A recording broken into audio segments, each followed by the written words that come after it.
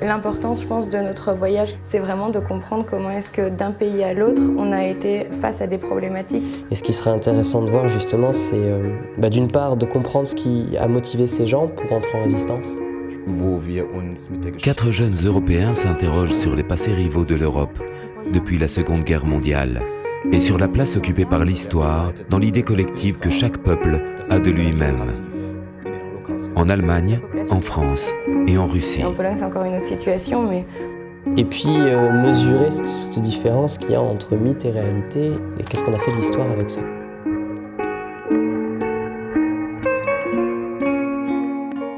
Ich bin. Die Vervollständigung dieses Satzes ist jeden Tag ein neues Abenteuer. Identität ist Bewegung. Das Ich bin ist einen Augenblick später schon ein Ich war und bewegt sich zu auf das Ich werde sein. Vergangenheit, Gegenwart, Zukunft. Organisch miteinander verbunden. Für mich als Deutscher spielt dabei die Geschichte des Dritten Reiches eine herausgehobene Rolle. Geschichte prägt. Es gibt Wechselwirkungen zwischen individueller und kollektiver Identität, zwischen dem Individuum und der Geschichte seines Heimatlandes. In einem Europa, das immer mehr zusammenwächst, wo sich tagtäglich Menschen mit dem unterschiedlichsten kulturellen Hintergrund begegnen, bedeutet dies, um für gewisse Sensibilitäten und Eigenarten des anderen ein Gespür entwickeln zu können, muss man nicht nur die Geschichte des eigenen Landes kennen, sondern auch die des anderen erkunden.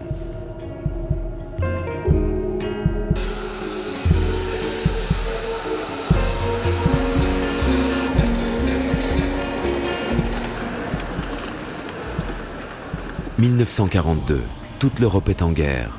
Après avoir envahi l'Autriche, la Pologne, la Belgique, les Pays-Bas et la France, Hitler s'est attaqué à la Russie. Personne ne semble en mesure de lui résister. Alexandra et Roman se rendent à Munich, la ville où est né le nationalsozialisme.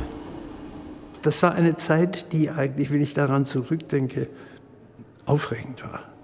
Es war eine tolle Zeit. Es war eine tolle Zeit, dass wir gegen diesen riesen Machtapparat, die Truppen standen 50 Kilometer von Moskau. Europa konnte keinen Pieps mehr machen. Die Deutschen waren da, die deutsche Armee war da. Wir waren wer.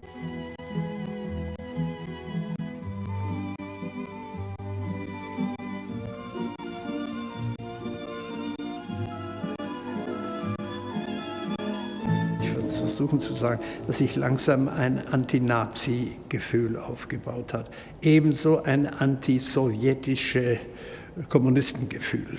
Die beiden gingen mir nicht persönlich ein und wurden immer verdächtiger, was da alles lief. Und Hitlerjugend war für mich, das kann ich einfach schlicht sagen, das Langweiligste, was ich in meinem Leben mitgemacht habe. Es war einfach blöd. Es war restlos blöd. Marschieren und herumstehen, ich sage es noch einmal, auf den nächsten Führer warten, der nach 2 Stunden kam. Wir standen immer noch am Münsterplatz. Können Sie sich das vorstellen, dass das einen jungen Menschen, der daheim Bücher hat, der liest, der diskutieren will, der auch Fußball spielen will mit seinem Paddelboot, aber das war doch einfach, diese Leute waren Idioten. Die konnten mit jemandem, der geistig ein bisschen was drauf hat, nichts anfangen. Ich weiß gar nicht, wie dieser Adolf die Deutschen gesehen hat. On ne peut pas s'imaginer à quel point il faut tromper un peuple pour le gouverner. Adolf Hitler. Le nazisme a très bien compris que pour asseoir son succès, il lui fallait avoir prise sur la jeunesse allemande. D'où le caractère stupéfiant, surtout pour l'Europe de la fin du XXe siècle, de cette jeunesse adhérant massivement à un ordre politique extrêmement contraignant, extrêmement conservateur, extrêmement rigide. Alors comment l'expliquer?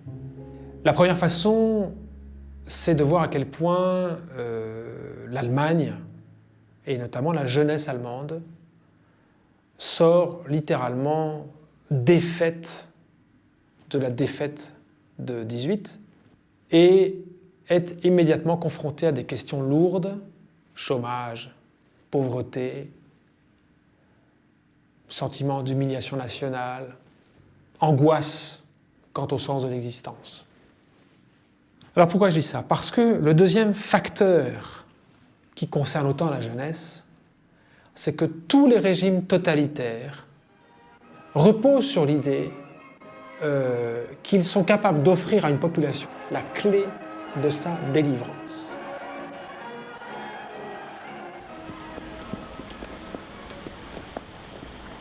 De juin 1942 à février 1943, des milliers d'habitants de villes du sud-ouest de l'Allemagne trouvent dans leur boîte aux lettres des tracts appelant à la résistance contre le régime nazi. Ce sont les tracts de la Rose Blanche, Die Weiße Rose, un réseau de résistance pacifique né dans l'université de Munich sous l'impulsion d'étudiants. Hans et Sophie Scholl en sont les figures de proue. Nous avons grandi dans un état où toute expression de ses opinions personnelles était impossible. On a essayé, dans ces années si importantes pour notre formation, de nous ôter toute personnalité, de nous troubler, de nous empoisonner. Par le choix du Führer, des hommes sont devenus des criminels sans Dieu, sans honte, sans conscience. Au début, les deux, Hans et Sophie Scholl, ils font partie aussi des organisations des nazis et ils y prennent des positions importantes. Sophie Scholl dans le Bund Deutscher Mädchen, l'association des jeunes femmes, et Hans Scholl dans le Hitlerjugend. En juillet 1942, Hans Scholl et plusieurs étudiants de la Rose Blanche sont envoyés sur le front russe. La défaite de la 6e armée allemande à Stalingrad, la première de la guerre, et les atrocités rencontrées là-bas vont constituer un tournant décisif pour Hans et ses amis. De retour à Munich, ils écrivent « Hitler ne pourra pas gagner la guerre, il ne pourra que la prolonger. Décidez-vous avant qu'il ne soit trop tard. » Ils redoublent d'activité et d'ardeur. Par leurs tracts, ils appellent les Allemands à une résistance passive. Also Hans hat das Flugblatt Nummer 5 gebracht und da sagen wir, da kommt, glaube ich, auch der Begriff Vereintes Europa vor. Das ist eine ganz unglaubliche Sache, die noch nicht so wahrgenommen wird, dass wir da einen Aspekt haben, der heute Realität ist. Wir kleine Jungs da vom Gymnasium.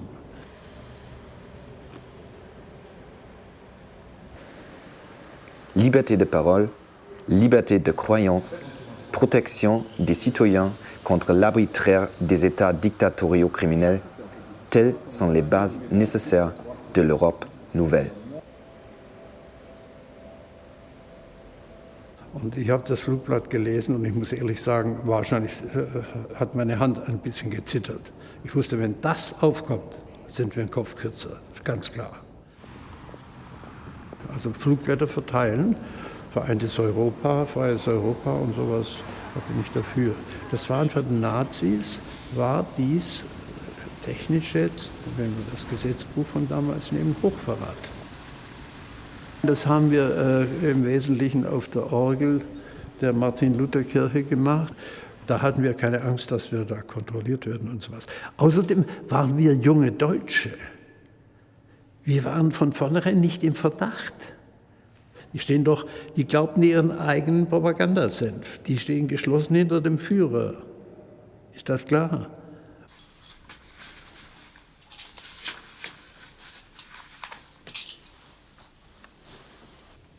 On ne peut pas discuter du nazisme, ni s'opposer à lui par une démarche de l'esprit, car il n'a rien d'une doctrine spirituelle.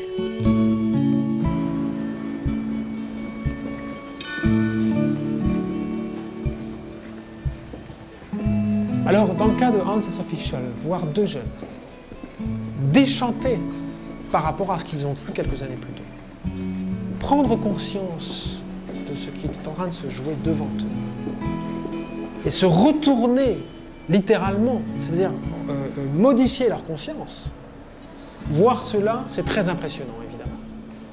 On doit s'interroger sur la source profonde de ce retournement. Je ne vois pas de meilleure expression que c'est une insurrection de l'esprit. Voilà. C'est l'esprit qui s'insurge, avant que ce soit les hommes, les femmes qui prennent des risques. Alors l'esprit s'insurge, comment? Il s'insurge contre une idéologie fasciste, autoritaire, raciste, l'insurrection de l'esprit, ça va être de contrer cette idéologie par un autre lexique qui va contrer point par point l'idéologie de l'État. Alors, ce lexique, on va le trouver notamment dans la foi, dans les valeurs religieuses, ça peut être dans les valeurs patriotiques, ça peut être dans des valeurs humanistes, mais à l'époque, que ce soit en Allemagne ou en France, les valeurs du christianisme sont beaucoup plus puissamment inscrits dans les esprits. Peux-tu, toi qui es chrétien, te satisfaire d'un jeu d'intrigue, ajourner ta décision avec l'espoir qu'un autre prenne les armes pour te défendre? Dieu ne t'a-t-il pas donné la force et le courage de combattre? Nous devons attaquer l'esprit mauvais où il est le plus néfaste, c'est-à-dire aujourd'hui dans la force d'Hitler. Parfois, on a le sentiment de dire, oui, mais où était Dieu durant le temps du nazisme? La question n'est pas de savoir où était Dieu, mais plutôt de la transformer en se posant la question de nous dire, mais où étions-nous durant cette période-là? Et si l'on veut comprendre comment ce qui se vit, eh bien, je voudrais reprendre cette prière de Etty Hillesum, cette jeune femme juive qui mourra dans un camp de concentration en 1943. Etty Hillesum dit ceci: « Dieu, toi, tu ne peux pas changer les choses, mais tu as besoin de nous pour que les choses changent. » Et ça, je crois que c'est une phrase qui est une puissance, non seulement théologique, philosophique, mais anthropologique. C'est de dire qu'aujourd'hui, si nous voulons que les choses changent, et si nous devons à notre tour lutter contre le mal, eh bien, il y va de notre propre responsabilité. Dieu a besoin de ses créatures pour combattre le mal. Hinter der Orgel hatten wir einige Türchen aufgemacht, eines zumindest, und da hatten wir die Flugblätter, die Sophie Scholl uns brachte. Sophie Scholl hat die uns per Zug gebracht und die wurde nicht kontrolliert, das war eine junge deutsche Frau. Da hat die Gestapo, bei Frauen waren das sowieso nicht politisch. Das hat der Führer ja sogar gesagt. Die Männer machen Geschichte, hieß der Film, der überall lief. Frauen doch nicht. Kommilitoninnen, Kommilitonen. Der deutsche Name bleibt für immer geschändet, wenn nicht die deutsche Jugend endlich aufsteht, Recht und Sühn zugleich, seine Peiniger zerschmettert und ein neues, geistiges Europa aufrichtet. Bitte vervielfältigen und weitergeben. Le 18 février 1943, Hans et Sophie Scholl déposent le 6e tract dans les couloirs déserts de l'université de Munich. Ce tract sera le dernier. Du haut du 2e étage, Sophie en jette quelques exemplaires dans la cour. Un employé de l'université les observe. Arrêtés, ils sont interrogés par la Gestapo. En quelques jours, ils sont jugés et immédiatement guillotinés.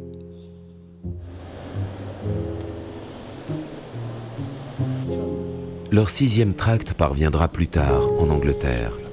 Les avions alliés en largueront des centaines de milliers de copies au-dessus des villes allemandes. Sans tuer personne, mais avec les armes de l'esprit, les étudiants de la Rose Blanche ont montré le chemin. Mais qu'en est-il des millions d'autres citoyens allemands? Être allemand sans être nazi à ce moment-là, ça voudrait dire protester. Il y a un historien qui s'appelle Martin Brochat qui a proposé une différence entre Widerstand et Resistance. Alors Resistance, il prend le mot français, mais il lui met un Z. Widerstand, c'est la conception classique de la résistance. Mais Resistance, ça va être des petits actes, ça va être dans le quotidien, ça va être une manière de penser. Pour soi. Ça va être une manière de garder des valeurs dans sa famille, dans sa communauté. Par exemple, des valeurs chrétiennes. Ou communistes. Vous voyez ? Et donc, c'est une manière de s'immuniser en quelque sorte contre l'idéologie nationale-socialiste. Par exemple, les régions de Westphalie, ou de Bavière, plus catholiques, ont tenu beaucoup mieux contre l'idéologie nationale-socialiste. Les bastions ouvriers dans les centres industriels ont aussi tenu bon, d'une certaine manière, autour des valeurs de la social-démocratie. du communisme. Dès 1933, une jeune femme de Breslau, Edith Stein, s'est insurgée et a dénoncé les méfaits des nazis dans une célèbre lettre qu'elle adresse au pape Pie XI. Elle écrit « Saint-Père, comme fille du peuple juif, qui suis depuis 11 ans par la grâce de Dieu fille de l'Église catholique, j'ose exprimer devant le Père de la chrétienté ce qui accable des millions d'Allemands. Depuis des semaines, nous voyons en Allemagne se produire des agissements qui témoignent d'un total mépris de toute justice et de toute humanité. Nous craignons le pire pour l'image de l'Église si jamais son silence durait encore. Nous sommes aussi convaincus que ce silence ne sera pas en mesure d'acheter à long terme la paix face à l'actuel gouvernement allemand. » Il y avait 130 000 Allemands tués par les nazis. Et l'importance de ces chiffres? Premièrement, pour montrer très clairement que c'était une petite minorité. Mais deuxièmement, pour montrer aussi que la résistance, ça existait. C'est important pour les générations après. C'est l'expérience que je fais en travaillant dans les workshops artistiques historiques avec des jeunes gens en Allemagne, que c'est un aspect qui est important, une espèce de précondition pour qu'ils soient capables de s'ouvrir aussi aux histoires les plus sombres.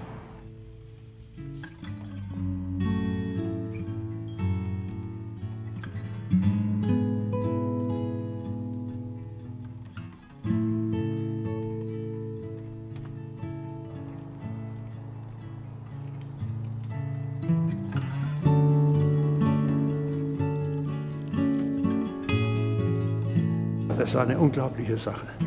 Also der Todfeind fliegt hier ein, akzeptiert die Deutschen, geht auf die Gräber der Geschwister Scholl mit uns. Also hochstehende Amerikaner, Präsidenten und was weiß ich alles, gehen mit uns auf die Gräber und dort wird dann weiße Rose niedergelegt. Zum ersten Mal werden Deutsche akzeptiert wieder nach diesem Desaster. Es gab auch andere Deutsche. Das war die Botschaft. Und die war unheimlich wichtig.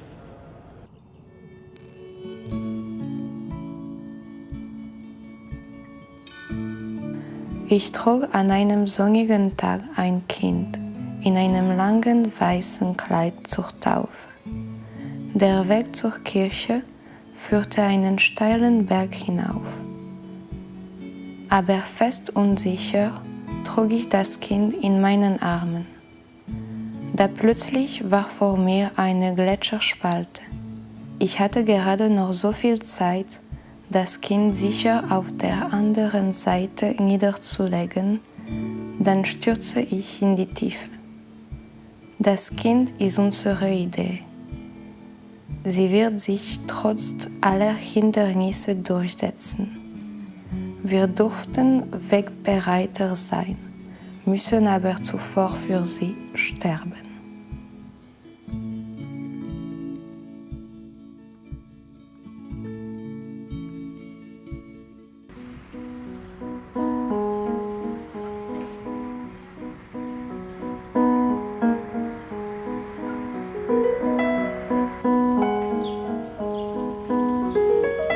Pour tirer le maximum dans événements historiques, donc ça devrait être le but de chaque culture de commémoration. Il faut les deux, je pense, l'émotion et la ratio. Donc les illustrations, c'est l'aspect qui fait appel à l'émotion. Tandis que, bien sûr, ce qui est aussi important, de transmettre le contexte, les faits, ça fait appel à la ratio. Was es lange Zeit gewesen ist, sind Daten, Fakten. Das kann es nicht sein. Es sind Perspektiven, es sind Handlungen, es sind Menschen, Personen, zu begreifen, wer hat wie, warum gehandelt. Und das hat natürlich dann auch verschiedene Dimensionen. Es hat eine analytisch-intellektuelle, aber das ist nur der eine Teil. Und der andere Zugang, der ganz wichtig ist, auch um Schüler überhaupt zu begeistern oder zu erreichen, anzusprechen, ist eben auch ein emotionaler Aspekt, der bei den Schülern, bei ihren eigenen Erfahrungen ansetzt. Und diesen Brückenschlag zu erreichen, dadurch, dass man sich mit einer Biografie von einer faszinierenden Persönlichkeit auseinandersetzt, mit Gedanken, die wiederum nachvollziehbar sind für Schüler. Le devoir de mémoire est souvent constitutif d'une identité nationale. Une nation se reconnaît dans de grands moments mémoriels. On fait mémoire, mémoire de la guerre, mémoire de la Révolution, mémoire de l'indépendance, etc., etc. Mais le devoir de mémoire, c'est également une mémoire qui est réappropriée par l'État, c'est-à-dire par un appareil d'État qui donc a tous les moyens pour organiser, structurer et parfois imposer une mémoire particulière. Et du même coup, ce devoir de mémoire a toujours partie liée avec l'intérêt national, voire même la stratégie de l'État vis-à-vis de la politique extérieure, vis-à-vis des membres de son propre pays, etc. Le problème de cette mémoire, c'est qu'elle est figée, c'est qu'elle nie la pluralité des mémoires, la pluralité de ce qu'on appelle les acteurs de la mémoire, les victimes directes ou indirectes, traumatisées de différentes manières par tel ou tel événement, comme une guerre ou un massacre ou une extermination, mais ça peut être aussi une mémoire plus heureuse, une mémoire, par exemple la mémoire d'une indépendance, d'une victoire. Et donc la mémoire est un travail, c'est-à-dire la mémoire n'est pas simplement une chose, une photo, un monument, que sais-je. La mémoire, c'est un rapport subjectif qui se transmet, qui se discute, qui se critique avec ses tabous. Et puis il y a aussi des trouvailles de la mémoire. Tout d'un coup, des choses reviennent. Tout d'un coup, des choses enfouies remontent à la surface. Bref, tout d'un coup, une société se met à revivre par rapport, non pas simplement à son présent, qui est important, mais par rapport à son passé. Or, si dans le passé déjà coule le sang de l'avenir, eh bien une société revit précisément, non pas en s'enfermant dans son passé, mais en acceptant d'être tributaire d'un passé qui, tant qu'il n'est pas mis en mots, ne passe pas précisément.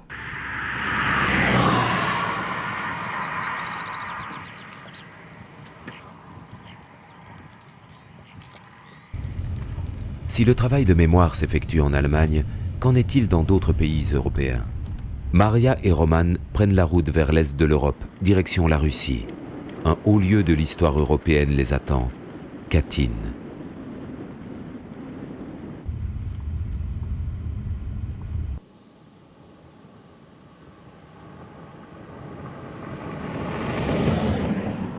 Katyn est un mot générique, un peu comme Auschwitz pour l'Holocauste des Juifs, et bien pour tout le massacre, tout le crime contre l'humanité commis à l'encontre des combattants polonais, de la résistance polonaise, des familles des combattants et des résistants polonais. Obecny cmentarz ma formę kurhanu otoczonego murem. Jest to symbol granicy między światem zewnętrznym a ziemią uświęconą krwią ofiar. Na murze są żeliwne epitafia ofiar zbrodni. To wszystko nie występuje ponad ziemię, symbolizując ponad półwiekową ciszę w ujawnieniu miejsca zbrodni. W założeniu oprawców Las Katyński miał być tylko miejscem ukrycia zwłok ofiar. Dokonano tutaj egzekucji ludzi niewinnych. Jan Rutkę, Kazimierz Rutkę, Janina, Tadeusz Lewandowski, Tadeusz Rutkiewicz, Stefan Zieliński, Marian Józef Owczarski, Adam Pogorski.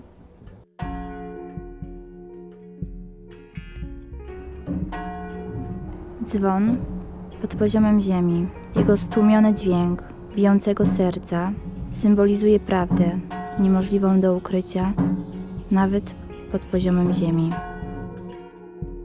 Katyn trouve son origine dans le pacte Ribbentrop-Molotov signé en 1939, qui officialise le traité de non-agression entre l'URSS de Staline et l'Allemagne nazie d'Hitler. Ce pacte cache cependant des clauses secrètes. Comment en arrive-t-on à Katyn? C'est étroitement lié au pacte Ribbentrop-Molotov qui, contrairement à la propagande soviétique de l'époque, est un pacte d'agression. Et non seulement l'agression conjointe germano-soviétique contre la Pologne est prévue, mais de plus, les protocoles secrets du 28 septembre prévoient l'extermination par les deux parties ensemble de toute résistance polonaise et de tout combattant polonais contre Hitler ou contre Staline.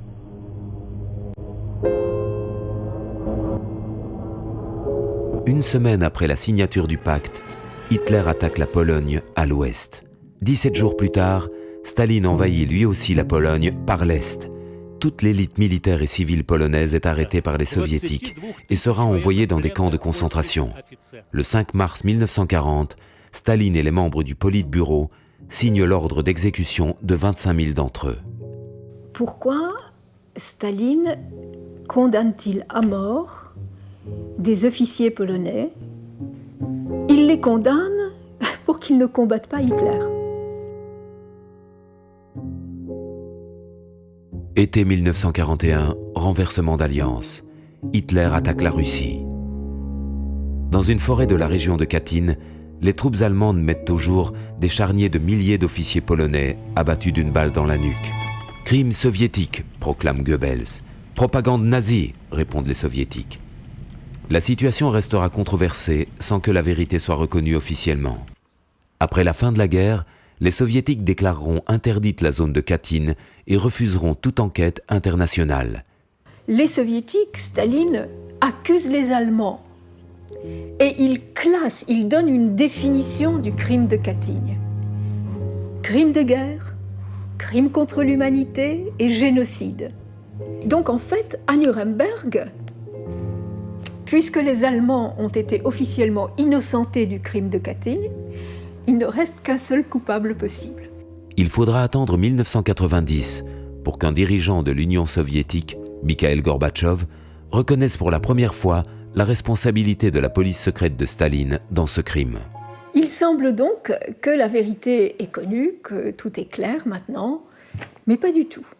On assiste à une sorte de reculade du pouvoir russe, non plus soviétique, mais russe à Moscou, en disant qu'il ne tolérerait pas que l'on parle de crimes contre l'humanité concernant Katyn. Et là vient la question, pourquoi ?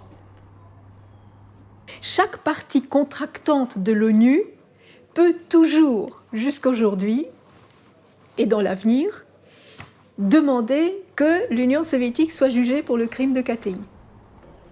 C'est horriblement dérangeant. Nawet jeśli historia jest okrutna, chcę o niej mówić. Drzewo bez korzeni umiera, a ja chcę budować przyszłość. Dlatego muszę dbać o wszystkie korzenie, nawet te chore, by ukoić ból i by móc budować przyszłość razem wspólnie. Le grand dissident Vladimir Bukovski a déclaré que sans un procès public international des crimes soviétiques, notamment à Katyn, l'Europe ne trouverait pas le repos.